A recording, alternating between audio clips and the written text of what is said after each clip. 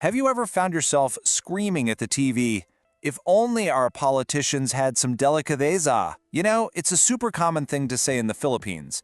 It's this hope that maybe, just maybe, a little bit of shame could fix our broken system. But what if that very hope is part of the problem? What if focusing on good manners is actually stopping us from getting good government? Let's dig into that.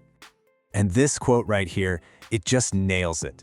We treat Delicadeza like it's some kind of magic spell. We think if we just keep chanting it, corrupt officials will suddenly have a change of heart and, just quit. It's a nice thought, for sure, but it also forces us to ask a much, much tougher question. So what even is Delicadeza? Well, basically, it's this idea we got from Spanish colonial times, this concept of noblesse oblige, that says the powerful have a duty to act honorably. It's the expectation that public officials will just do the right thing, out of a sense of personal integrity. In theory, it sounds amazing, but as you're about to see, that theory is about to get a serious reality check. And there it is, the big one.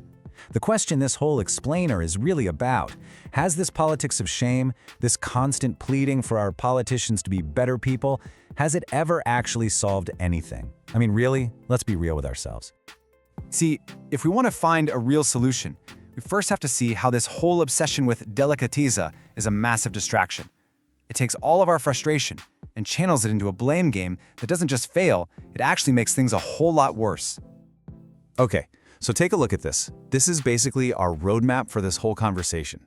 On one side, you've got the delicadeza illusion, which leads to the blame game, and on the other side, you see what we should be focused on: building actual institutions, because we understand how the system really works.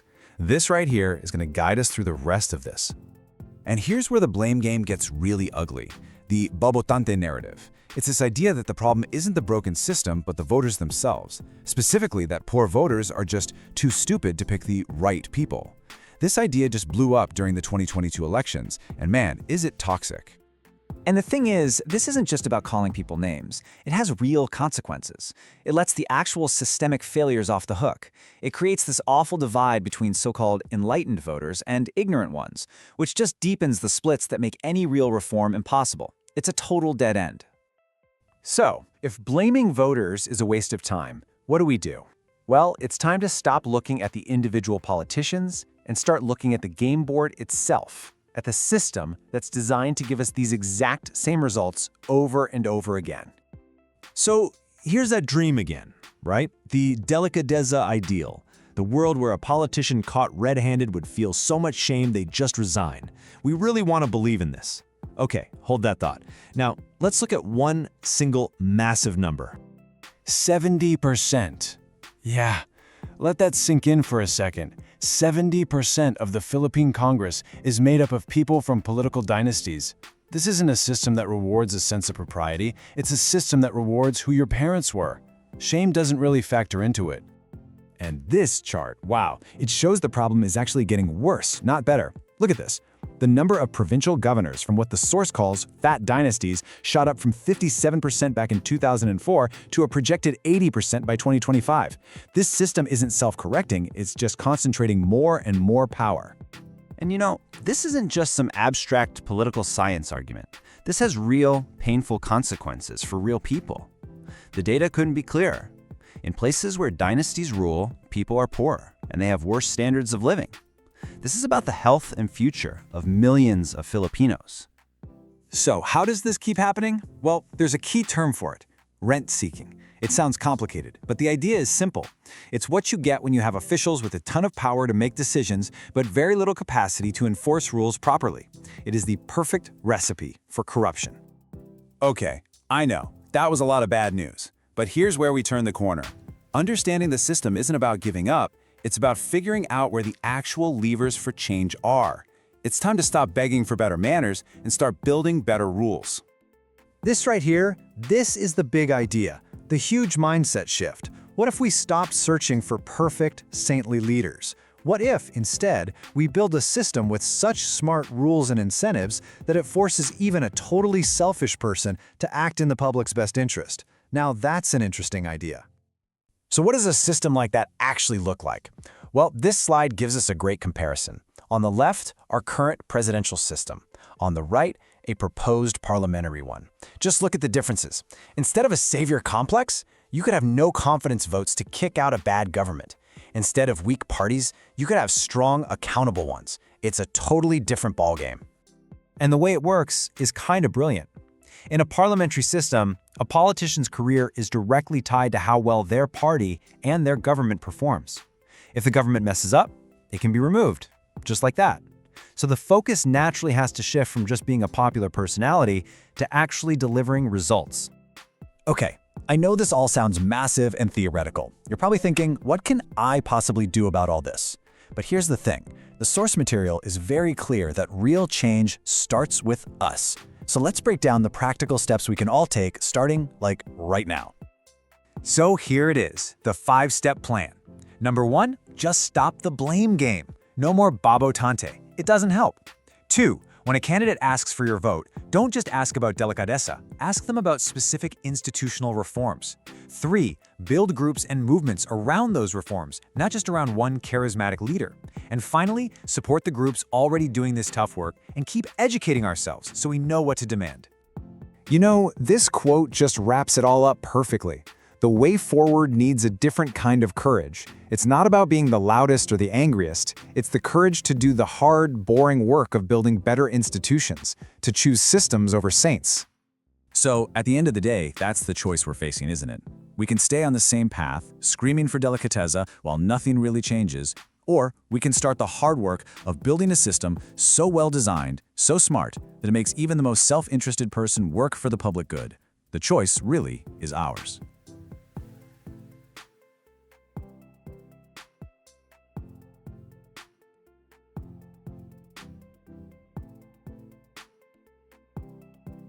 You know the scene. It happens like clockwork. A politician gets caught, properly red-handed. Right. Maybe it's a huge corruption scandal. Maybe it's just gross incompetence during a crisis.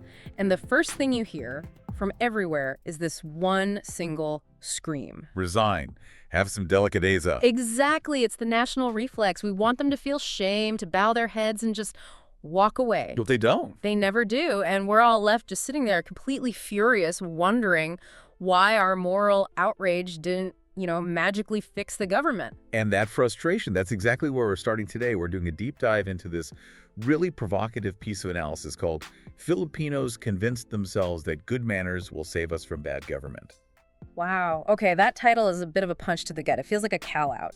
It is. The source basically argues we're trying to fight a structural monster with the wet paper towel of good manners. Yeah. It's a huge critique of what the author calls the politics of shame. So the mission for this deep dive is to figure out why that shame strategy just keeps failing and what the source says we should be doing instead. Exactly. We need to stop seeing politics as like a theater of moral outrage, where we boo the bad guys and cheer the heroes, and start seeing it as an engineering problem. It's a shift from moralizing to institutional design. Okay, let's get into the machinery then, because I think we all really cling to this idea of delicadeza. It feels right to demand it, but the source calls it a trap. How is asking for good manners a trap? Well, to see the trap, you have to look at where the word comes from. The source defines delicadeza as this kind of Filipinized version of the old Spanish concept of noblesse oblige. Noblesse oblige. It's essentially a relic from a feudal era. Feudal, you mean like lords and peasants? In a sense, yes. In that kind of system, the good elite, the lords, were expected to be nice and ethical, and in return, the public, the commoners, would give them loyalty. It's a vertical relationship. So it implies the person in power is just naturally superior, and we're just asking them to be, nice about it. You're reinforcing the hierarchy. Wow. So when I'm yelling, have some delicadeza, I'm kind of accepting that they're the Lord and I'm just begging for a favor. That's the argument. It treats public office as an extension of their personal honor, not a legal responsibility. So if the whole system relies on them voluntarily resigning out of shame, you're not stripping them of their power, you're just begging oligarchs to behave. And in a landscape the source calls shameless, begging clearly doesn't work. It's worse than that. The source suggests this whole virtue as a performance thing. It actually stabilizes inequality. It makes us feel like we're doing something. We get that little hit of moral superiority from being outraged. But the actual machine of power is just chugging along, completely untouched. Exactly. Our outrage is a release valve that protects the whole system. That is deeply depressing. Okay, but it leads to the next point. If shame doesn't work, who do we usually blame? Because there's a very specific story that pops up every single election. You're talking about the bobotante narrative. Right. And for anyone not familiar, it's basically a slur. It combines bogo stupid and botante voter. It's this idea that government is broken because poor voters are just too stupid to vote for the quote-unquote good guys. And the source comes down incredibly hard on this. It calls the bobotante label what it is, a massive elitist distraction. It's a way for the so-called enlightened class to blame the victims of the system, not the system itself. It's definitely easier to say voters are dumb than to ask why our education system is failing or why the choices on the ballot are so terrible in the first place. Precisely. And while everyone's busy pointing fingers at voters, we ignore the hard data on how power actually works. The source has some numbers on political dynasties that just completely dismantle that idea. Yeah, these numbers were staggering. Let's run through them because people know dynasties are a problem, but I don't think they get the scale. Okay, so in Congress, specifically the jurisdiction-based legislators, the source says 70% belong to political dynasties. 7.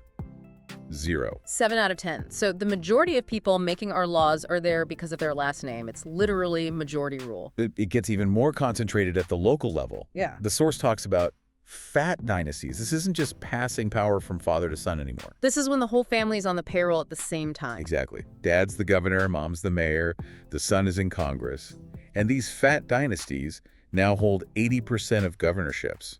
That's up from 57% back in 2004. 80%. That is a massive consolidation of power. So it's a family business, basically. Yeah. But let me play devil's advocate. Someone might say, well, maybe those families are just really good at governing. Right. Maybe voters keep picking them because they deliver results. Yeah. Does the source look at the outcomes? It does. And this is where the whole bobotante argument just crumbles. The source cites data connecting dynasty concentration to actual development. It found that a 10 percentage point increase in dynastic officials predicts a 1.12 percentage point reduction in Human Development Index improvement. Wait, say that again. So the more dynastic a place is, the worse the standard of living gets for the average person. The correlation is strong. Dynastic areas link up with higher poverty, lower living standards, worse outcomes. The source is blunt. These stats are a map of power, and that map has nothing to do with anyone's delicadeza. That's the reality check, isn't it? We're over here yelling about manners, and meanwhile, these families have captured 80% of the governorships and the quality of life is dropping. It's just background noise to them, which leads to the real mechanism.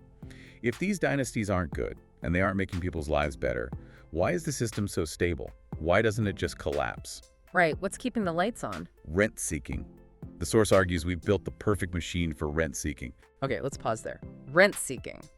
That's one of those economic terms. We're not talking about paying your landlord here, are we? No, not at all. In economics, rent-seeking is basically making money for yourself without creating any new value. It's about manipulating the political environment to extract wealth, not create it. So if I start a bakery and sell bread, I'm creating value. But if I pay a politician to ban all the other bakeries so I can charge triple for my bread, that's rent-seeking. That's a perfect example. You're just extracting money by rigging the rules. And the source argues the Philippine government is practically designed for this. It describes this deadly combo, high discretion plus low capacity. High discretion. So the official can just decide yes or no based on how they feel that day? Correct. Imagine you need a business permit. In a good low discretion system, there's a checklist. You have A, G, and C, you get the permit. Simple. That would be a dream. But the reality is this maze, right? Where officials have huge, authority-high discretion over every single permit, license, trade barrier. Every step needs a signature from a human being who can just say no. And that's what the source calls a ransom point. Yes, every time an official has the power to arbitrarily stop you, they have a leverage point to demand a bribe, a favor, whatever. Oh, your paperwork seems to be missing page 4, but maybe we can fix that if you help my cousin's campaign. So the corruption isn't a glitch in the system. It's not because the person is inherently evil. It's that the system creates 1,000 chances where being bad is just profitable. Precisely. The source says we aren't failing because we lack virtue. We're failing because the system is succeeding exactly as designed. It's designed to give connected families control over these ransom points. Succeeding as designed. That is a chilling phrase. It's not a broken car. It's a car that was built to drive off a cliff. And that brings us to the real pivot point. If we can't shame them, and we can't just vote them out because they control all the resources, what is the fix? The source brings up something called public choice theory. Sounds academic, but the author says it's a revolutionary way to think about this. What's the short version? The short version is, stop trying to elect saints. Stop looking for a savior. Instead, you have to assume that every politician, even the ones you like, is a selfish actor who wants to maximize their own power and wealth. That sounds incredibly cynical. I mean, that sounds like just giving up. It feels like it, but the source argues it's realism. If you assume they're all selfish, you stop hoping they'll be good. Right. Instead, you build institutions that channel that selfishness towards something good for society. So instead of trying to convince the wolf to become a vegetarian, You build a better fence. Or even better, you design a maze where the only way the wolf can get the cheese is by, say, pulling a lever that helps the whole community. The goal is a system where it's costly to do the wrong thing and rewarding to do the right thing, no matter what's in the politician's heart. Okay, let's get specific. How do you make it costly to be corrupt? What does the source suggest? Well, a big one is economic liberalization. Remember those ransom points? The discretion over permits and licenses. If you slash that discretionary regulation, simplify business registration, digitize everything, you shrink the ransom points. If getting a permit is automatic, an official can't demand a bribe for it. You starve the corruption. That makes sense. It's boring technical stuff, but it takes away their leverage. And by opening up to foreign investment, you weaken the collusion between the regulators and the local oligarchs. You're not teaching them ethics. You're taking away their ATM. I like the sound of taking away the ATM. But the source goes even bigger. It attacks the political structure itself, specifically the presidential system. And this is where the engineering gets really interesting. The source calls our current system a search for a savior. Which feels dead on. Every 6 years, we hold our breath, looking for that one messiah who's going to fix everything. And that's a structural flaw. Fixed terms, winner-take-all, personality cults.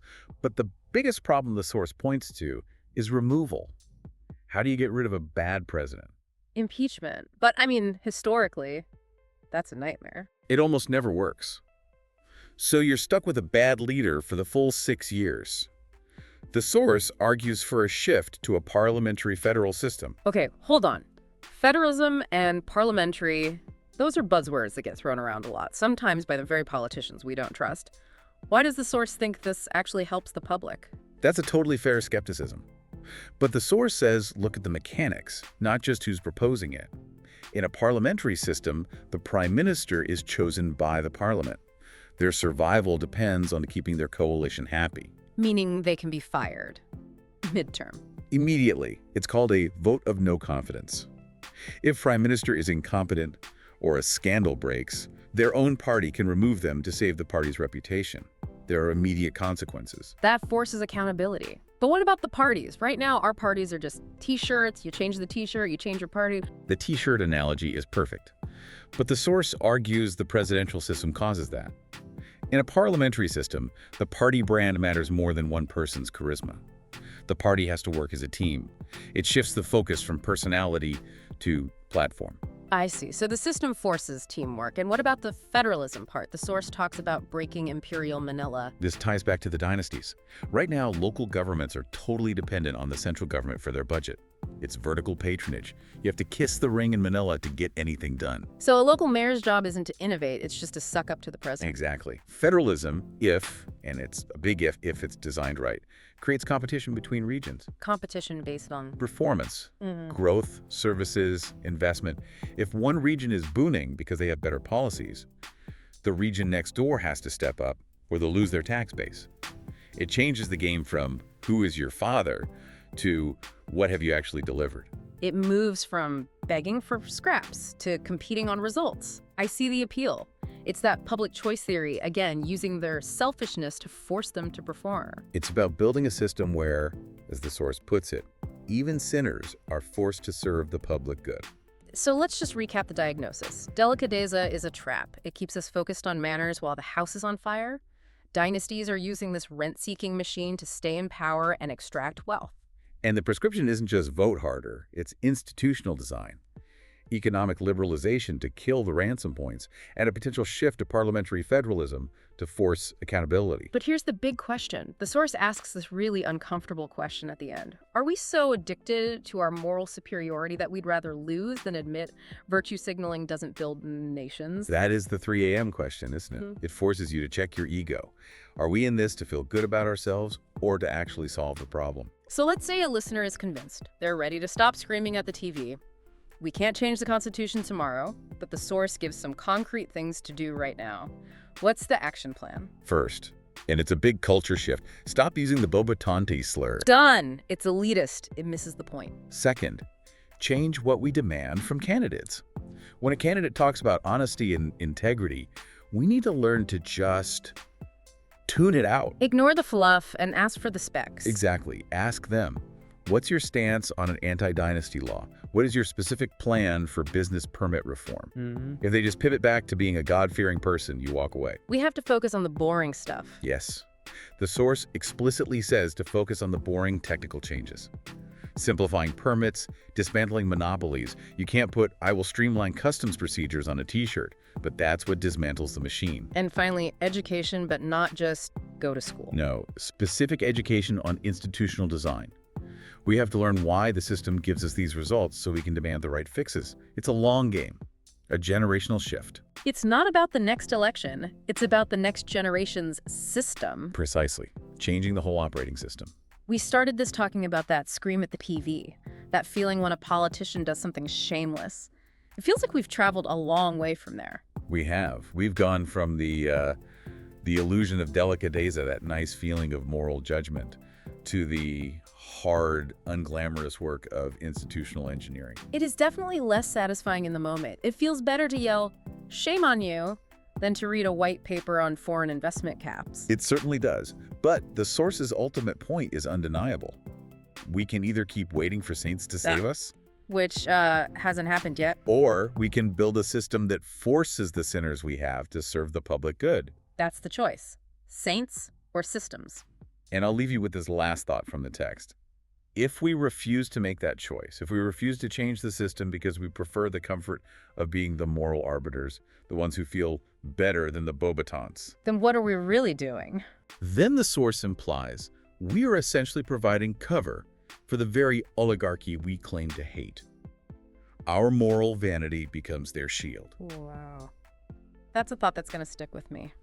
Are we part of the problem because we love feeling superior more than we love solving it? It's a question worth asking in the mirror. A huge thank you to the author of Filipinos Convince Themselves That Good Manners Will Save Us from Bad Government for giving us so much to chew on. And thank you, the listener, for unpacking this complex machine with us. Always a pleasure to look under the hood. If this deep dive sparked something for you, share it with someone who keeps screaming at their TV. Maybe it's time we stop screaming and start engineering. We'll catch you on the next deep dive.